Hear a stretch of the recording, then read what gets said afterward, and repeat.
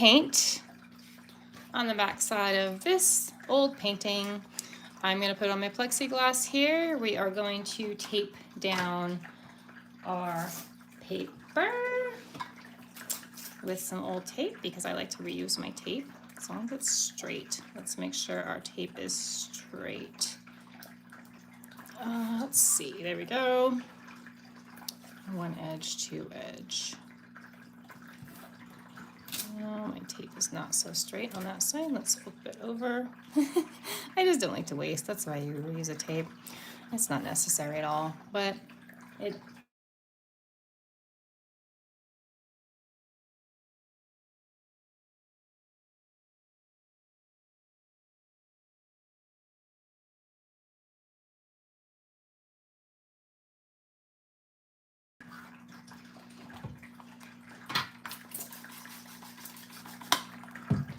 Okay, wetting my paper. I'm going to get a brush here. Let's use just a round style brush, synthetic round. And let's grab some yellows. You know, I like to use a lot of water, so when I spray water on here, I am using quite a bit. And I'm just gonna wipe down the sides here, because I did use a lot of water. All right, let's get some warmer yellow in there. I'm using a handmade paints, and I'm going to use both a little bit of ochre and a little bit of a bright yellow.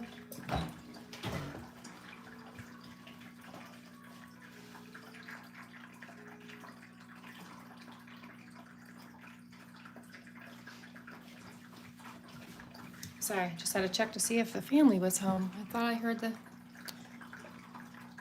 come down the driveway. All right, let's grab some pink because why not? I haven't messed with pink in a while. This is a coral pink. So I'm going to open some colors there, and let's use a salmon. Maybe darken that up a little bit, and then we'll use a little bit of a burnt sienna-ish color. And so when I'm doing these, I'm just playing with color, exploring. I'm not trying to be perfect. I'm not trying to find the perfect combination. I'm basically exploring color combinations so that I know what works for me and what I like. And whether or not I use it again or remember it for next time, that's another story as well. I just like to play with the colors. It's my favorite thing, probably just to see what colors come out of what. Okay, this is called Dusty Rose. I'm just going to drop some Dusty Rose in there. I am going to bring a little bit more of that yellow in here and move it up throughout there. Hi, hello, hello. Hi, Shauna. Hello, Bree. And then just start moving stuff around. Picking up the extra paint on the side so they don't bleed back in. Not that that bothers me a whole heck of a lot. I don't really mind if it bleeds back in. I'm not a stickler for those things. Again, this is just practice, so it's just playing around with colors and seeing what works and what doesn't work. And hi, Penny. Hello. Feels like it's been forever, but it's just been 1 week. Yeah, it's just been a week. So let's see. Let's go with whatever's on my palette here. I'm just going to mix up something kind of a grayish color and then drop that in for some clouds and some texture. You know what color that is. I'm just mixing a bunch of colors that were left over on my palette. And I often do that. So you don't have to stick with, you know, like the, you don't have to stick with certain colors or anything. Hello, hello, hello. Gustavo? Is that how? I think so, I think so. Hello, hello. I'm in the Pacific Northwest, so depending on where you are in Mexico, we could possibly be in the same time zone, right? All right, I am just adding some more here and just kind of trying to maybe darken up the corners so that we kind of frame have a frame around this a little bit, and that way your eye is potentially going to be drawn into the middle. And again, these are all just practice. Oh, I got way too much pink on that. That was a coral color. Okay, let me bring some in for you here to show you how much pink I have. It's a lot of pink. Oh, but again, these are all practice. It's all practice. So there's no messing up. There's no wrong answer. There's no right or wrong way to do it, right? There's no, there's no right or wrong. Okay, I'm going to drop some burnt sienna-ish color in here to give us some sort of maybe horizon line feel. Doesn't mean it'll be a horizon line for sure. It doesn't have to be. Then we can blend some yellow in. And then we kind of lost that center area that I sometimes like to leave. So let's just kind of pick that up. See how that center was forming a line there? I don't necessarily want that right now. Okay, I'm gonna grab something like a rigger, I think, perhaps. Not something like a rigger. I'm going to grab a liner or rigger. And maybe it will not be that since I can't find that. Maybe it rolled somewhere funny. I don't know, I don't see it though. So I'm gonna grab some Van Dyke brown, which is just a dark brown, and a little bit of sepia that I was using. Mix those together, right? So we have that warm color that I already have. You don't want to just toss in too many different colors, right? Kind of go slowly and mix the colors so that they have some sort of little harmony going on here. And this is kind of what I do all the time. It's pretty routine, comfort zone of mine. Just kind of paint some trees in, nothing crazy. You can paint the ones that get closer to the sunshine a little bit brighter. You can paint those maybe a little lighter and brighter, right? So that they have more of a glow to them there. And again, these are just suggestions at this point because the paper is so wet, everything's just going to bleed and run out, and that's okay. That's all I'm looking for right now is just suggestions of what could be potentially happening, right? So I'm gonna bring my brown down here with my size 2. I'm just kind of sweeping that in. Maybe I'll grab, I think I'll grab another brush, a smaller brush. You know what I'll grab? I'll grab my Polina Bright Rigger. That's been kind of nice to use. And I'm gonna grab some green. It's kind of a muted azo green. And I'm just going to maybe bring a little bit of that throughout, just as a little bit more of a texture. We don't need that right there quite so much. I'm trying to keep this middle area maybe a little bit dark, maybe a little bit lighter. So we have that glow coming in the middle. And again, this is just the first layer, and this is just the base, right? Getting down some color, trying to decide what we possibly want to do, what we do and don't like. And for me right now, it kind of has a vintage, old camera picture feel. And for you, it might have something completely different, and that's what I love about watercolor, and that's what I love about loose watercolor and suggestive watercolor, that it can be something different for anybody who's looking at it, right? So often people are like, oh, what are you painting? What is that? What are you painting? And it doesn't have to, hi Jean, hello. And it doesn't have to be anything, right? It can just be, it can be whatever you're feeling it is. It doesn't have to be something very specific, right? A scene that I saw somewhere. It could be, I guess, if I paint from stuff like that, but I don't often paint from. I've been trying to paint from references a little bit more, I guess. I still don't love them, but I am enjoying being inspired by them a little bit more. So I guess there's the silver lining, right? Okay, just dapping in very lightly. It's almost like wet on wet layers, but you just have to be careful when you're doing wet on wet layers because things can get kind of, I won't say out of hand, but they can go really fast to like a different level, in my opinion. Okay, I am mixing a little bit of a darker green and a little bit more brown just to kind of highlight these edges, or not highlight, but to darken these edges so that we can highlight the lighter, right? The more dark we have, the more the highlights will end up popping. Okay, back to these trees. Since we did add these, I'm gonna go back with that brown and back with the burnt sienna. And I'm gonna try not to get so much water, so I'm gonna dap off my brush on the side on a cloth, so I'm not introducing too much water. And I'm just gonna get these a little bit darker, so we have a little bit more contrast. and it's still really wet. So everything's still going to really spread out, and I want that. I welcome that. That's good. For me, that's just fine, right? And so I'm just gonna kind of bring that color down a little bit, maybe pull it down in here, so it doesn't look just like my trees are just that one dark color brown and that's all there is, right? Incorporate your colors in other spots so it doesn't look like a sore thumb. Color harmony is important, right? And so you want to keep using those colors throughout so that you kind of, you know, have that harmony of that color, like, you know, they all make sense and they're all kind of intermingled and they're not just they're a little bit mixed, but they're a little bit not. It makes total sense, right? My method makes total sense. In my intuitive little mind, it does make sense. Saying it out loud, not so much. And I'm okay with that. It's why I don't do full on like teaching, because it just happens so fast. Whatever I do, I don't really know what I do. It just happens, right? And so when it does that, and that's a little bit too dark for me, but that's okay. We'll leave it because it'll probably lighten, and then we want that dark to go. Okay, what I want to do again though is wipe off these sides. There we go. So that picking up that water. All right, this is, you can see the good tape. This is Holbein tape, and it's wipeable and like cleanable to an extent. And this is my cheap tape that I'm trying to use up, and it's clearly not wipeable at all. But right, you can see the always makes me laugh. I'm like, oh, yep, using my cheap tape. And I've been using this probably like 8 or 9 times.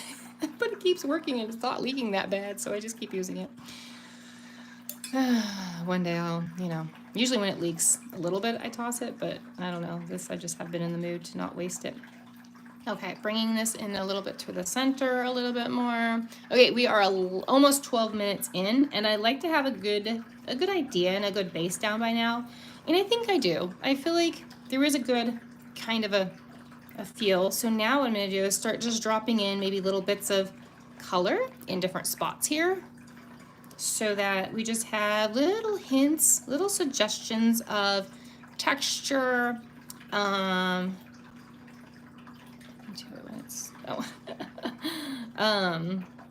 Vegas friend was texting me, I think something about it getting into fall when it's 110 degrees. I don't blame her. I wouldn't be able to either. I didn't, and that's what it catches me off guard so early here. I'm like, the kids are like ready for the fall stuff to go up. I'm like, wait, really? Okay. I mean, I'm on board. If you're on board, I'm on board. I'm all for it, because if you think about it, October, 31st rolls around pretty darn quick, and so I like to have my decorations up because they're very cozy. Okay, I am just tapping in. I'm not doing anything particular. I am using an ultra fine round, which does allow me to sort of have control over how much paint I'm dropping in, more control than say a mop or a larger round. So I do like using this ultra round too for details. I found that it really is nice, and you could use any round. It doesn't have to be ultra round. It could be any round 2 or 4 or whatever works for you. It can be a rigger, a liner. Script liners or riggers do tend to have a little bit more body to them, so maybe, well, I don't know, because Shimone's rigger does not have a body to it, but Polina's does. Christy Rice's kind of does a little bit. I don't know. Let me see. Not so much. Not as much as Polina's. As you can see there, the one on the right has much more of a body to it, so you're going to hold a lot more water on that one, which is also going to make your paint spread more, right? So what I'm doing now with something that holds a lot of water is just going to push the paint away, so you're going to end up with these like little naked spots, right? These little naked spots of devoid of paint, which can be kind of a fun thing, but it's not something I did it the other night. Let me show you. I did it last night in a painting I was working on, and it was a fail because I kept dropping color in, and I was not being careful with my color, and so I was dropping too much color in at a time, and it was making weird shapes. So for instance, this one right here, you can see where I kept dropping color in, and then I got this weird blob. And over here, I tried to fix it, but I kept, again, my phone's not focusing. I did keep dropping in a bunch of weird color, and it got all muddy and mucky. It was really great until I kept doing that. But, how do you learn without doing it, right? Someone can tell you all they want, and you don't really get it until you're like, oh, yeah. And I know better. I was just excited about the pretty colors, and they were doing really pretty things before it bled out so much, but just really pretty things, so I was going with it, but I should have stopped myself, and I didn't. That's okay. It happens. It happens. Did you see Sarah Cray? She put out a new beachy sand dune looking very simple, nice little tutorial. I saw it today. Looks good. So if anybody needs something to do, that one looked really cool and very, very peaceful and calming and nice. Nice and easy and kind of fun. So if you need something to do, I think it was maybe a 20 or 30-minute tutorial. I didn't watch the whole thing quite yet. I just I bypassed her first like 15 minutes thing, you know, where she does all the chatting, bypassed that and just wanted to see what the tutorial was about. And yeah, it looked pretty cute. I like her simple ones sometimes. Sometimes it's just like a nice little warm up or a nice little tune out, right? Okay, I'm gonna go ahead and actually I'm gonna drop in a little bit more color right here. This orange one stands out a little bit too much here, so we'll give it some friends. And then we can grab a little bit more of the yellow right here. And that will bleed out for sure because I can feel it doing its thing already. Okay, I'm gonna dry, and then we'll add some few more details and the finishing up.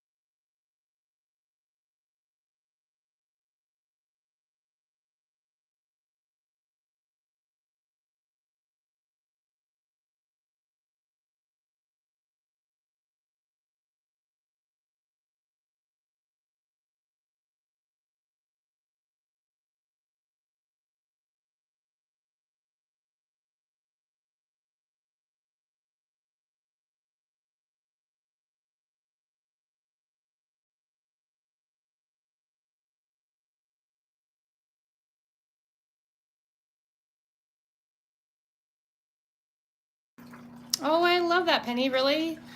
So she used, oh, ooh, did y'all see Janice just put out, Janet just put out another one. Ooh, and it is pretty for my purpley pinky sky lovers. Oh my gosh, it's really pretty.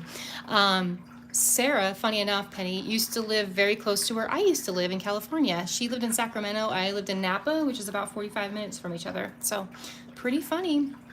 Small world, isn't it? Yeah, so that's a big transition for her, though, from what I know, California to Missouri. I've never been to Missouri, but I imagine it's a lot different than California. Okay, just a few little, I think, little wispies down here of grass.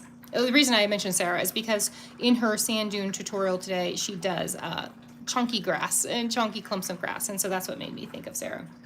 And, you know, Sarah's just an amazing she's just got amazing demos and tutorials and all those things and lives. So if you don't know, make sure you check out her live section because there's a lot of great things in there. They're harder to find though because it usually just has a picture of her on the front versus, this looks kind of funny. Why did I do clumps like that? What is Sarah's? Cray. Hi, Mindy, I didn't see you. Well, you didn't see. You have to, so in these ones, I don't see you unless you say hi. YouTube works that way. So if you want to be incognito, you can absolutely be incognito. I will never know you're here unless you say hello. That's the way YouTube works. Instagram, on the other hand, I will know you're there if I check you. If I check the chat log. I won't know you were there, but I would know you're there if I check the log while you're there. If that makes sense. So you can stalk me on YouTube, and I can stalk you on Instagram, I guess. Oh, Cray. It's C as in cat, R-A-Y, Sarah Cray. She's on Let's Go Make Art. So you can either, most of her stuff is, all of her stuff on YouTube is Let's Go Make Art. So maybe that's why. But she should pop up too if you type in her name.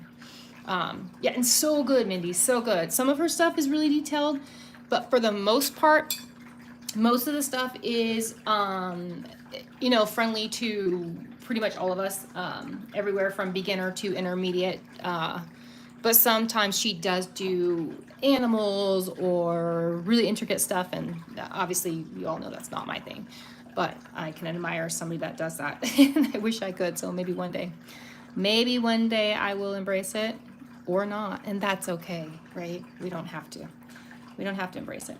Okay, I am going to add my birds. I won't breathe for a second, so just bear with me. Oops, made one too thick. Missouri is very laid back, very different from my home state of Pennsylvania. I lived close to Philadelphia and an hour from New York. Oh, I always forget that those are all so close. That is very close. And I imagine those are, I like laid back as long in a, you know, well, okay. I guess there's a line, isn't there? There's always a line between laid back and hello, hello, hello. There's a laid back. There's a line between laid back and what's the other? Okay, I've never been, and I don't super have a desire unless I guess I could see a bunch of Broadway shows maybe, or visit like the green parts of New York. I think maybe I would like New York if I visited the countryside. Do they have a countryside? I know they do, right? I've seen it. I'm kind of joking. Yeah, I don't know. New York, my kids want to go, and I'm like, really? They're like, will you go with us? I'm like, don't have a huge desire, but maybe that's just me being West Coast person so much that East Coast just doesn't have appeal. I did do Florida once for a minute, and that was not my thing. My uncle has a cabin in North New York, and that was so much fun too. I imagine that's more my style, I think. Especially when you said cabin versus New York City. I think I would be really overwhelmed. I don't love crowds, and so every time I see things of New York, West Coast, Best Coast, I do tend to agree. I'm a diehard West Coast girl. When I was landlocked in Nevada, it was very strange. I know it's not. I mean, it's not really landlocked because we were like 4 or 5 hours from California, but still, it felt like it. But yeah, I'm a big time West Coast kind of girl, right? Just I guess that's kind of. I guess it would be really hard to be born and raised in the West Coast and then adapt to the East Coast. I feel like the East Coast would have easier time coming out here and adapting versus, yep, born and raised. Yep. And then I moved on a whim to Nevada, and then not on another whim, but after a calculated decision on where to go, we ended up in Washington State. I needed greenery again, and of course, I couldn't afford California anymore. I grew up going to Boston and New York. So yeah, I was gonna say, I think wherever you're most from, I feel, same here in Arizona now. I've never been, well, no, did I go to Arizona once? For work, I might have. If I did, it was just work stuff, so I didn't get to explore or anything like that. Not at all. At all. I've heard good things I want to say my godmother went to college in Arizona and really loved it.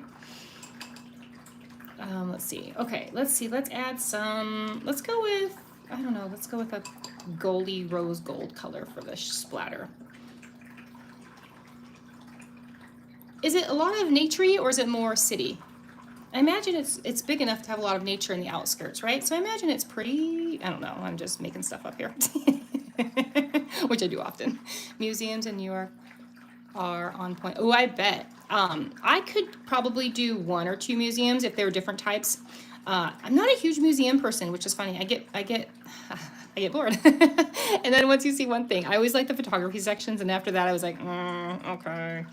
And I know I'm supposed to feel things and think things, and I generally don't so much. I okay, look at it and then move on. I don't stand there and ponder, and I probably is just how I've always been.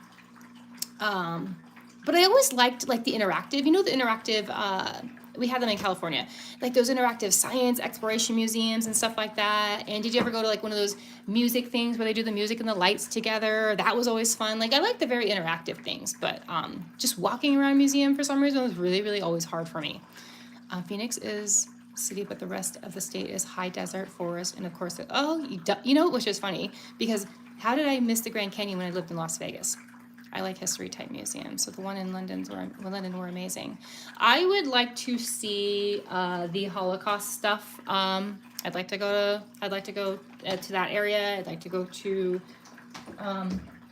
I guess, just to kind of honor that whole thing because I've read a lot on it, and I guess I just feel that I I don't know. I guess just honor that whole thing. That whole horribleness. So more Germany area.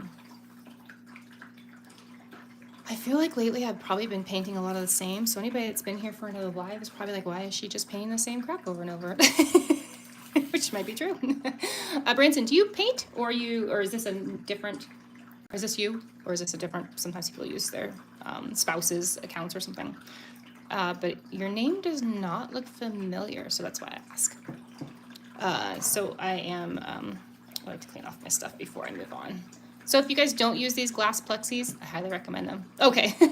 I just wanted to call you the right name. Sometimes I know wives will use their husband's accounts or vice versa. Oh, you do? Okay. Are you on Instagram too?